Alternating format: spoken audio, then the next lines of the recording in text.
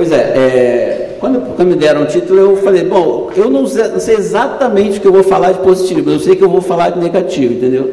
Então, o título é Política para não sair da crise. Então, passa aqui de cima, né? Aqui não passa, tá? Porque ele falou, não dá. Com isso aí, não dá para sair da crise.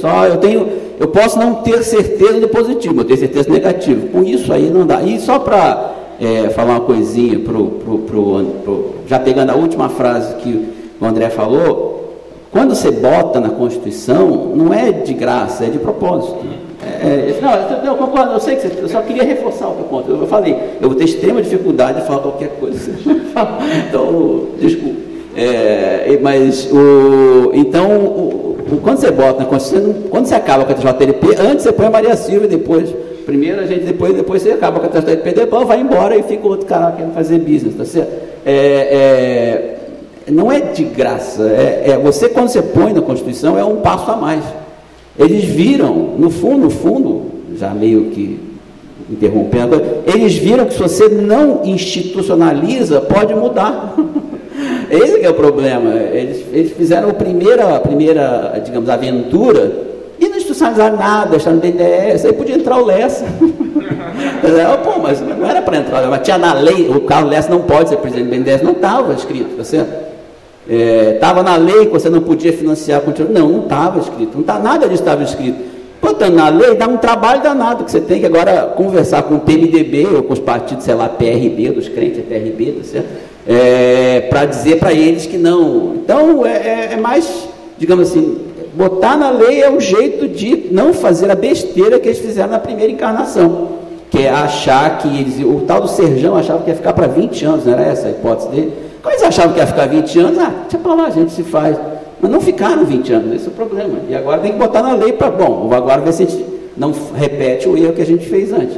E só para, então, com essas três coisas não vai para lugar nenhum. Eu ia botar fim da TJLP e do BNDES, achei que era forte, estando aqui nosso querido Hernani aqui ao lado, eu podia colocar, mas realmente no BNDES agora eles estão pensando, é verdade, eles estão pensando em formas criativas de atrair cliente. Porque, sério, porque o que ele falou, se você acaba com a vantagem de taxa de juros, tá certo? Você tem que ter alguma coisa boa para dar para o cara que você vai emprestar o dinheiro. Só que você tem coisa ruim, no sentido, porque você exige dele conteúdo nacional, você exige um banco de contrapartida, o BNDES é o contrato que as pessoas falam, é um banco sério para caramba, tá certo? Então, por menos que seja alguma coisa, então o esforço mental que está acontecendo no BNDES hoje em dia é o que a gente vai fazer da vida, tá certo? E por enquanto no curto prazo eles estão fazendo crédito de curto prazo, não estão aumentando, certo? Eles estão dando capital de giro, praticamente refinanciando dívida. Dá para tocar a vida assim, dá para os funcionários lá, pelo enquanto eles vão se aposentando. Para os alunos aqui, cuidado, que acho que o concurso vai ficar meio difícil, lamento informar. Para não fazer nada, não precisa também chamar ninguém, tá certo? Então, então, com essas três coisas, com a política estrita de meta de inflação, depois eu vou dizer que se derem para flexibilizar, com a política de teto de gasto, quer dizer, eu não vou aumentar o gasto, tá certo? E com o encarecimento do crédito, não tem nem crescimento, não vai deixar nem desenvolvimento. Desenvolvimento é mais complicado, desenvolvimento você tem que ter políticas específicas, você tem que ter políticas industriais, política de infraestrutura, blá, blá, blá, blá. Isso nem crescimento tem, tá? Isso é 2,5 com boa vontade. Isso é importantíssimo para lá. Que depois eu vou mostrar os dados, apesar do blá, blá, blá, Fernando Henrique, não sei o quê, outra coisa, a taxa de crescimento do gasto público dele foi parecida com a da Dilma II, que todo mundo falou que era uma gastadora, não sei o quê, tá certo? Ou seja, a taxa de 2,5 ou 2, muito ruim do Fernando Henrique, só foi obtida, em grande medida, porque teve crescimento real do gasto público de 3. O gasto público cresceu mais do que a taxa de crescimento do PIB no governo do Fernando Henrique Cardoso. Diga-se passagem, ele aumentou. Como no Brasil, quem aumenta imposto é a direita, por definição. Os dois grandes pulos de aumento de imposto no Brasil são os Milico e o Fernando Henrique, tá certo? Porque, por uma razão óbvia, porque a direita se entende com os empresários, a esquerda vai dizer, não, aí põe o pato na rua, não sei o quê, tá certo? Quem botou a CPMF não foi o PT, tiraram a CPMF. Então, então ele aumentou o imposto, ele pôde aumentar o gasto, aumentou o imposto, e como diz nosso querido Avelmo, a economia cresceu. Tira isso, que nem os 2,5 do Fernando Henrique davam, que é ruim, como que ele mostrou, é ruim, entendeu? Então, isso quer dizer o seguinte, não dá desenvolvimento, não dá crescimento, não dá coisa nenhuma, dá um marasmo desgraçado, tá? E o Rio de Janeiro, do jeito que vocês veem. Então, vamos tentar, esses pontos aqui, dar alguma coisa. E aí a frase que o André fez é ruim, eu concordo plenamente, ou seja, ter desenvolvimento econômico é ter inflação, não tem jeito. Tá? Eu queria falar até uma coisa agora, porque como não é necessariamente ruim, eu quero dizer o seguinte, em relação ao salário, você teve uma inflação um pouquinho mais alta, tá certo? E como ele mostra aqui, ali em 99, a inflação ficou meio parecida, né, André? Não ficou muito para cima, não, ficou meio parecida até 14. Na média, ficou um tédio danado. Só que, se vocês olham os vermelhinhos ali, em 99, os vermelhinhos estão abaixo. A partir de 2004, os vermelhinhos estão sempre para cima. Ou seja, apesar da inflação, você teve ganho salarial. De novo, política não é, assim, rock science, como diz em inglês. Se os caras ganharam 3 eleições, 4 eleições, que é porque o salário subiu. Deixa o salário cair, eles perdiam a eleição. Aumentou o desemprego, caiu o salário, perde a eleição. Aumentou o salário, aumentou o emprego, a eleição é assim que mais ou menos funciona, grosso modo. Tá? Então, só que o André falou é o seguinte, que quando você tem crescimento econômico e desenvolvimento econômico, você tem inflação por várias razões. Uma das razões que você tem, e é uma tese que foi defendida pelo nosso coleguinha aqui, o senhor Morlin, tá? Que a gente foi estudar a inflação dos países no pós-guerra, tá certo? Que foi um período de rapidíssimo crescimento econômico e grandes mudanças estruturais. Às vezes, façam o meu curso de desenvolvimento, vocês vão ver. Mas vocês vão ver que na Europa teve uma mudança estrutural muito grande em termos de emprego, por exemplo.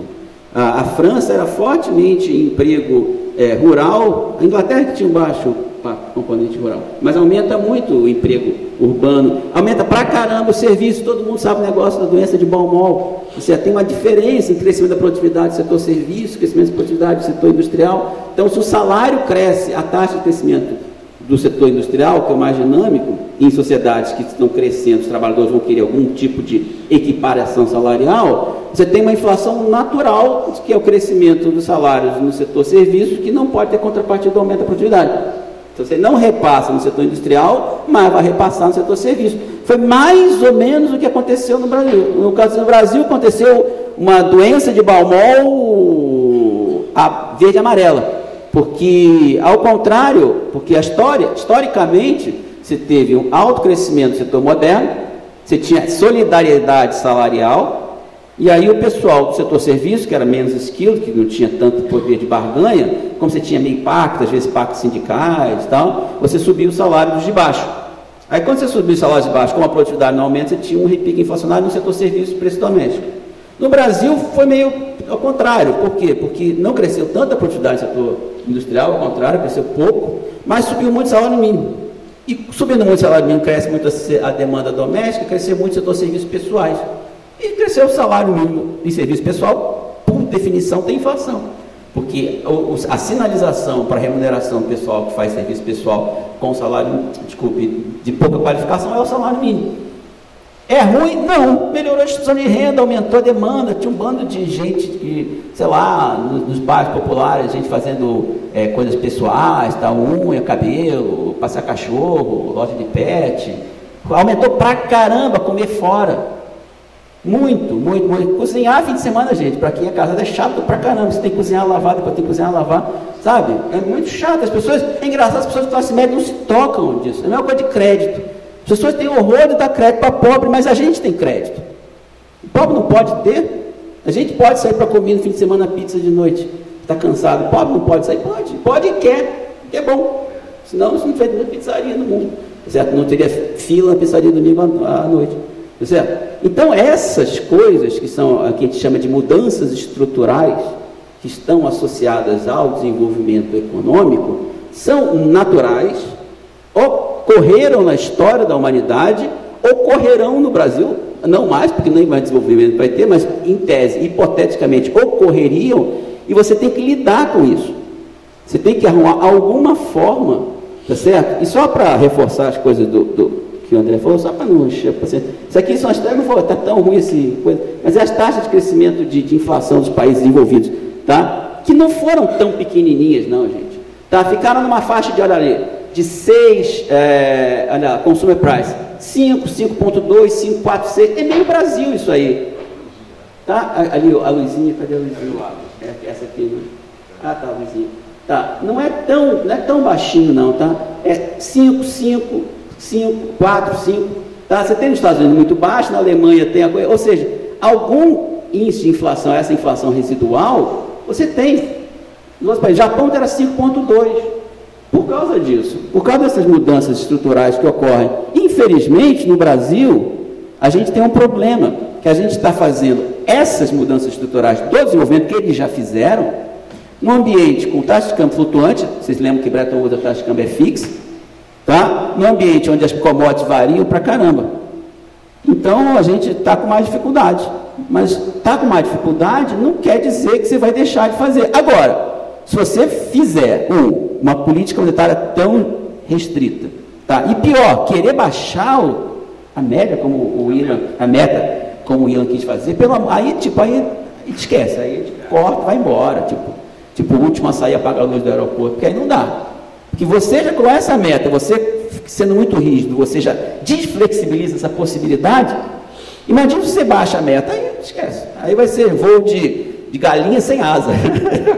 As galinhas, assim, a galinha quase cortada, tá certo? Nem galinha vai ser. Uma asinha só, outra coisa, certo? Então, não dá. Aí eu queria fazer. Agora, é óbvio que você deve ter alguma, é o que eu falei, mudanças estruturais são inevitáveis, tá? E veja bem, e aqui é o problema, e aí que você começa esses loops malditos do não desenvolvimento. Se você tem uma dinâmica de produtividade baixa, tá certo? Ou seja, se você cresce pouco e por isso você tem menos crescimento de produtividade, qualquer pressão salarial vai acabar batendo em preço. Se você tem uma situação, você está crescendo e você tem uma dinâmica salarial que consegue aumentar a produtividade, você pode ter aumento real do salário e isso pode não levar à inflação, porque é absorvido dentro. Foi o que aconteceu na Golden Age pelos países desenvolvidos. O salário cresceu para caramba porque a produtividade cresceu para caramba.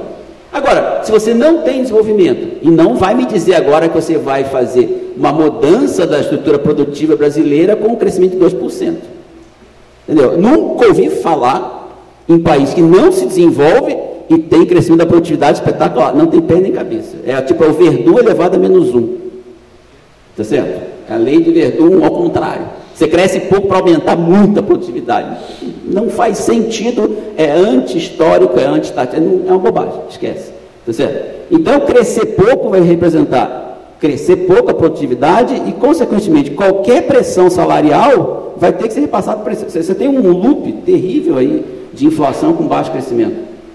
Tá? Só que tem mais, igual facas guinso aqui, tem mais coisa ruim, tá certo?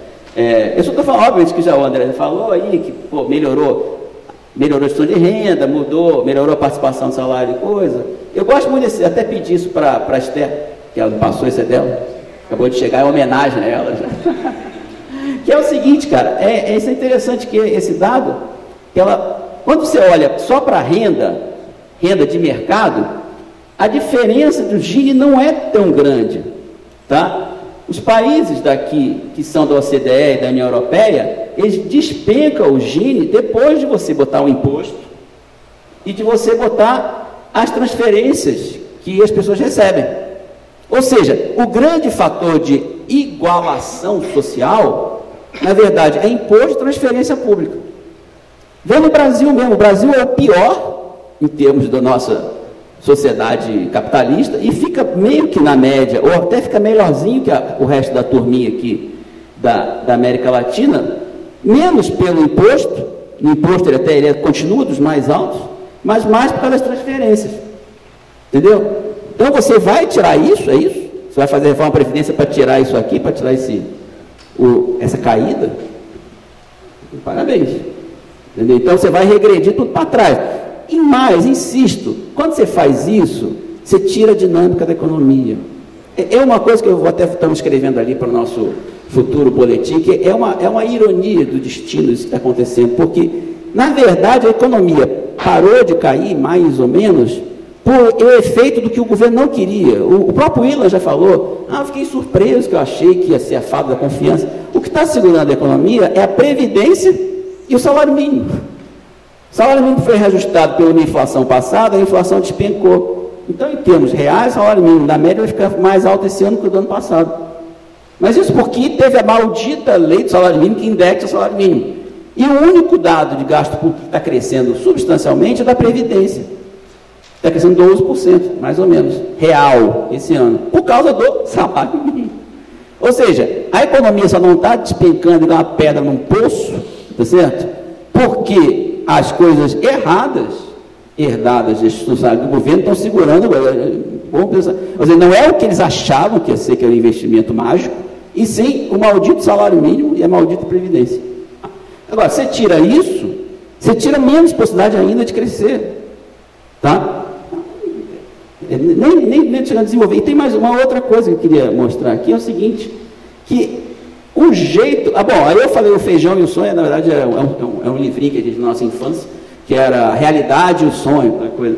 Óbvio que na realidade eu gostaria de abandonar a política de metas, tá certo? E ter uma política mais flexível que não me forçasse toda hora que eu estou fazendo crescimento, abortar o crescimento, porque não tem desenvolvimento com esse voo abortado. Mas já que não dá para fazer isso, aparentemente, politicamente no Brasil não dá, pelo menos me tira o índice cheio. O tomate não pode ser responsável pelo aumento da taxa de juros, gente. Não dá. Um país que faz que o tomate aumente a taxa de juros e com isso você acabe com o crescimento econômico, não é, na boa, é igual o negócio, não é sério. Não dá. Era o mínimo que se pedia que tirasse o tomate da meta de inflação. Tá certo? Não é muito assim, não é um louco esquerdista desvairado, sabe? Como diria o nosso assessor agora, não é canalismo, como diria o nosso assessor do Bolsonaro. Não é nada disso, é só um pouquinho de bom senso, só um pouquinho, assim, doses homeopáticas de bom senso já davam resultado. Mas aí outra coisa que eu quero falar dessas políticas públicas, isso é importante, é que se você tirar as políticas públicas, você vai piorar a condição da inflação, que a gente vai falar um pouquinho, e você vai piorar a própria condição de crescimento externo. Trouxe um exemplo só para isso. Então, óbvio que ele já falou, também acho que esse dado aqui é da Esther, aqui, estou chupinhando dela. Esse aqui é teu, né, Esther? Você tem uma óbvia correlação entre investimento público e investimento privado. Não chega a ser muita novidade, tá certo? Mas o que eu queria mostrar é esse dado aqui que eu chamo de exemplo, tá certo? De como não fazer investimento público. Eu peguei aqui combustíveis lubrificantes e botei sobre o total das importações. Combustíveis lubrificantes, em 98, representava 6%. Aí vai subindo, chega a 18%, tá? Depois ele para mais ou menos em 16%, ou seja, ele mais que dobra. Aí o pessoal fala, não, o Brasil, competitividade, taxa de câmbio. Na boa, vocês acham que o Brasil começou a importar mais gasolina, óleo diesel, porque a taxa de câmbio estava desalinhada e porque a gente perdeu competitividade em produção de óleo diesel e gasolina, whatever it is, ou que a tecnologia para produzir óleo diesel e gasolina é tão complicada como para produzir microchip? Não, é porque não fez refinaria. A explicação é bem básica, assim, tipo, porque leva tempo para fazer refinaria e você precisa fazer refinaria. Então, se você não faz refinaria, quando você resolve crescer e as pessoas comprarem carro, de novo, classe média acha um absurdo todo mundo comprar carro, mas ela não abre mão do seu. Não tem dois, né? Não, em São Paulo é 4. Você não põe um anúncio na Vila Nova Conceição que tiver 4 vagas na garagem. Se tiver, o cara considera barraco. 3, acho que, pelo amor de Deus. Certo? Então, o que acontece é assim, que se você não faz investimento público, você vai ter problemas de gargalo externo, por exemplo, que aí você tem um baita déficit, que foi muito ajudado por combustível, sim, porque aumentou a venda de automóvel e começou a se andar mais de carro, tá certo? E aí você tem, de novo, aí você entra no loop maldito. Você tem problema de balanço de pagamento, problema do câmbio, aí desvaloriza, tem que subir a taxa de juros. Para quê? Mas vai acontecer de novo, eles vão privatizar, vender, não vão fazer porcaria nenhuma. Como é que está esse negócio? Meu amigo Jorge foi embora, mas como é que está aqui aqui de Itaboraí? Está fazendo? Não sei. Parou? Continua? Eu sei que teve um downsize, mas eu não sei. Como é que chama? KKM? Como é que chama? Comperge. Parou? Parou. Aí parou. Ainda bem que a gente não vai crescer. Imagina se cresce de novo, precisa de magazine e óleo diesel. Não vai ter de novo. Não dá. Entendeu? Isso é impossível de você fazer qualquer coisa. E um outro troço que eu queria falar, que é o seguinte, que uma das formas de você mitigar esse conflito aí é com bens públicos.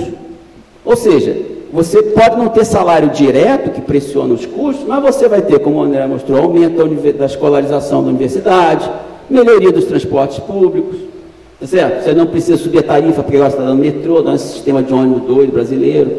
Então, os bens públicos são uma forma de salário indireto que pode...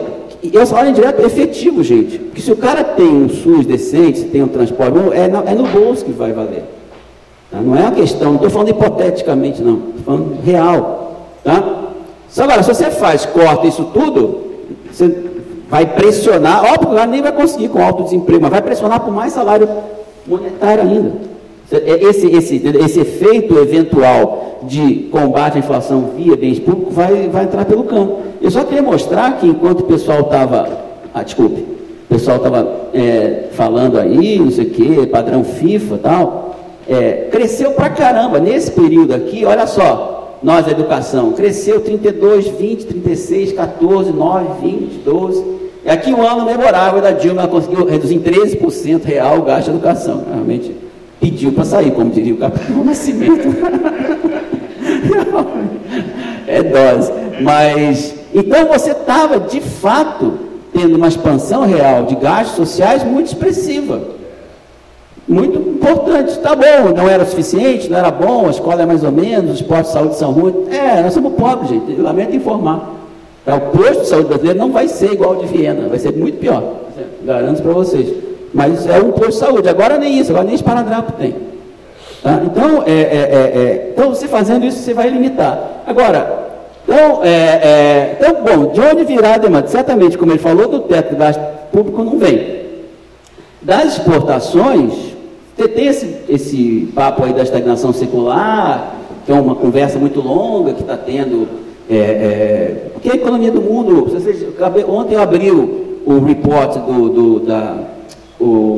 Trade Report, Development Report da UNCTAD, é muito pessimista, é bastante pessimista, entendeu? Não tem muita expectativa de crescimento. E outra coisa, o negócio da China não é o novo normal deles, eles avisaram, baixaram a taxa, eles querem dar uma sociedade mais justa, não sei o quê, baixou o espírito socialista, eles vão comemorar os 100 anos da Revolução Bolchevista, eles baixaram, mas tudo bem, mas não vai ser 10, vai ser 6,5, está previsto, eles têm esse hábito, o que eles fazem costumam cumprir. Então não vai dizer, que caiu para 6,5. Claro, eles escreveram que é para 6,5 e foi para 6,5.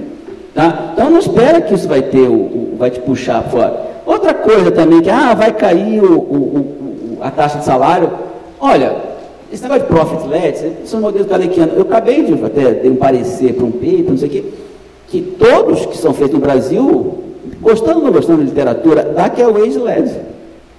Ou seja, você fazer cair salário no Brasil vai diminuir a taxa de crescimento. Dentro da literatura deles, com a metodologia neocalequiana, etc, etc. Então, mesmo quando você tem um efeito, por exemplo, você tem efeito, suponha que o efeito de valorização cambial, ele tem um efeito duplo. Por um lado, ele supostamente pode ampliar as exportações, por outro lado, ele vai diminuir o consumo doméstico pela queda de salário. Todos os trabalhos conhecidos são que o efeito salário é mais forte que o efeito lucro. Então, desse mar também não sai cachorro. A questão do crédito privado, como o André falou, eu insisto, eu não sou contra a ampliação do crédito privado, mas as coisas do crédito privado pioraram. Se vocês virem que o crédito privado aumentou muito, quer dizer, as coisas que explicaram o crescimento do crédito privado pioraram. Uma delas foi o que o André falou, a base era muito baixa. Então você tinha muito espaço para crescer. Você já chegou num nível que isso aí já meio que instalou, no sentido já deu uma parada. Você viu que ele já cresceu muito menos, é meu argumento, inclusive, que no governo Dilma, uma das explicações para o mau desempenho foi o baixo crescimento do crédito, tá? Deu uma queda, deu uma leve aumentada, mas está meio paradão, tá? Agora, vejam bem, com essas reformas, vai piorar. Por que o crédito privado aumentou? O crédito privado aumentou basicamente porque você teve crédito consignado, que é muito fortemente relacionado com a gente e com o pensionista da Previdência, o cara descontava direto, e porque você teve formalização do mercado de trabalho. Inclusive, a formalização do mercado de trabalho, as pessoas pediam para formalizar, porque elas queriam ter o tal do olerite, como se dizem, castiço paulistês, tá certo? Para conseguir o crédito. Se você faz um mercado de trabalho mais frouxo, com menos formalização e menos mercado de trabalho formal, você vai ter muito menor possibilidade de aumentar o crédito privado. É o contrário. O Brasil não é Estados Unidos, que tem ninja, que qualquer cara que botava o dedão assim ganhava uma casa. Não é assim, o Brasil não é assim. Tá? O Brasil tem um sistema de oferta de crédito muito limitado, o André acabou de falar isso. Então, não espere que vai ser por aí. Tá? Também, ou seja, não tem componente de demanda que puxa o crescimento, o que falar o desenvolvimento. Só uma coisa agora, porque eu não quero sair aqui sem falar com o meu amigo Davi. Tá certo? Gostou, Davi? Obrigado. Então, obviamente que nós estamos falando de condições macro que poderiam estimular o crescimento, que seriam a favor do crescimento. Agora, óbvio que não é solução, tá certo?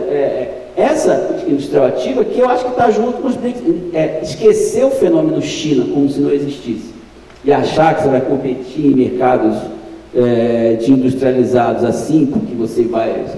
Não é bobagem, você está no meio do BRICS, ou seja, a política deveria ser ativa de inclusão de alguma forma em cadeias produtivas, devia ser discutida para diminuir a restrição externa e assim diminuir a restrição externa poder não ficar tão exposto à questão do câmbio, da inflação e blá, blá, blá, blá, blá, blá.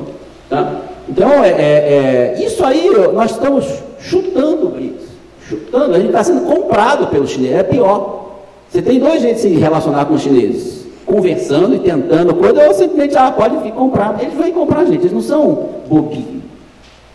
Tem a história, coisa que está famosa, a hidrelétrica lá, que o BNDES queria fazer, acho que foi em 2004, uma coisa assim, queria ter jogo com os caras, os chineses falaram assim, mas exigiam, o BNDES financiava e exigia alguma participação de bem de capital nacional. Aí os chineses falaram assim, não, obrigado, não quero ter dinheiro não, prefiro trazer todo o meu equipamento. E bancaram. Então, eles são assim, eles não estão a passeio, eles são uma potência secular. Eles que inventaram macarrão, a pólvora, um monte de coisa. Sério. Então, não é aqui, não é isso aqui, tá certo? Então, se você vai fazer uma inserção subjugada ao chinês ou vai tentar, pelo menos, na área de fármacos, por exemplo, seria uma área interessante que a gente já perdeu, uma tese muito boa defendida aqui, foi orientada, acho que foi pela Lia, onde mostrou que a gente está bem atrás da Índia, por exemplo, em fármaco, tá certo? Então, se a gente, mesmo que a gente faça coisas macroeconômicas não desastrosas, como a gente chamou de tirando o pé, ainda assim, a gente teria que começar a pensar em políticas de desenvolvimento que incluem uma inserção internacional mais dinâmica. Ou seja, vai ter pessimismo hoje em dia é otimismo. Obrigado.